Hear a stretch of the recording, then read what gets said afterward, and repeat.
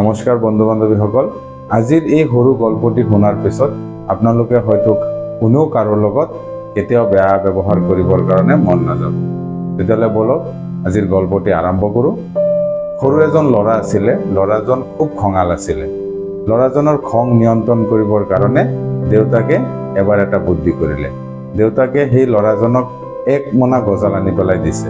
কৈছে, বাবা, তোমাৰ যেতিয়াই খং উঠিব এই মোনাখনৰ পৰা গজাল উলিয়াই নি পেলাই তুমি আমাৰ বাগানত থকা পুৰণা কাঠৰ বেৰখনত মাৰি মাৰি থৈ আহিব। পিছদিনাখনৰ পৰা ল'ৰাজনে কাম আৰম্ভ কৰি দিলে। প্ৰত্যেক দিনেই 50-60টাকে গজাল তেওঁ মাৰি আছে নি পেলাই। লাহে লাহে এটা সময়ত মোনাৰ গজাল নাইকিয়া হ'ল। তাৰপিছত তেওঁ দেউতাকক ক'লে, দেউতা, এতিয়া মই কি কৰিম? গজালটো নাইকিয়া হৈ গ'ল। তাৰপিছত কৈছে যে এতিয়া তুমি আৰু এটা কাম কৰিব লাগিব। যেতিয়াই তুমি তোমাৰ খংটো নিয়ন্ত্ৰণ কৰিব পাৰিবা তেতিয়াই এই বেৰৰ পৰা গজাল উলিয়াই আনিব লাগিব।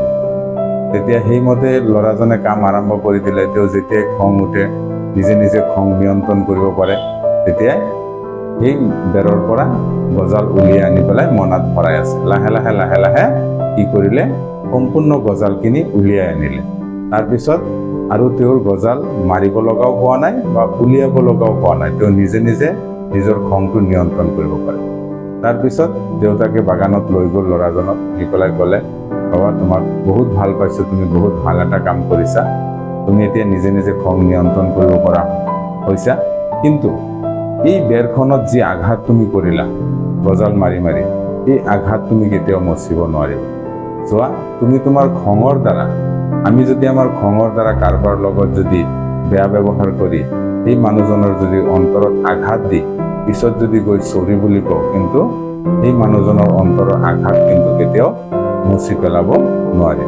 গতিকে বন্ধু বান্ধৱীসকল, আমাৰ যদিও প্ৰত্যেকৰে খং আছে, এই খঙৰ বশৱৰ্তী হৈ আমি কেতিয়াও কাকো বেয়া ব্যৱহাৰ কৰিব নালাগে।